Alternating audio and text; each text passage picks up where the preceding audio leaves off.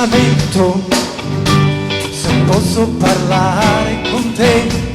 lontano da uno schermo che riflette me come stagno per sé. Mi ci vuole un caffè,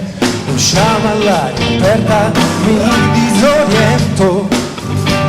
nel poco buon gusto che c'è dalla cultura dell'altro scatto. Non mi trovo attratto, perciò mi confronto col gatto, alle tue osservazioni propongo soluzioni, ricevo vibrazioni, ma che fortuna che volevi tu e non mi perdi mai, mi riporta un nuovo senso per vivere, distante dai miei guai, e in mezzo a questo marasma non ho più pensione, sento che domani mi dirà che sono sempre con te,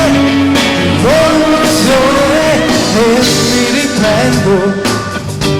il tempo di leggere un po'. Al mio paese a scuola i ragazzi conoscono tutte le lingue e non sanno la mia. Mi sento positivo se vedo un congiuntivo o un ruolo educativo,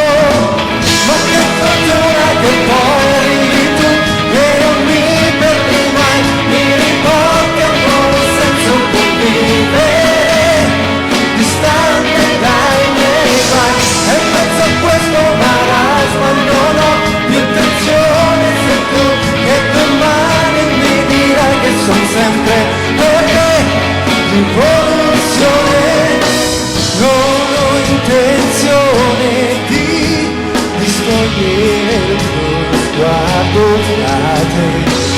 è un'emozione questo viverti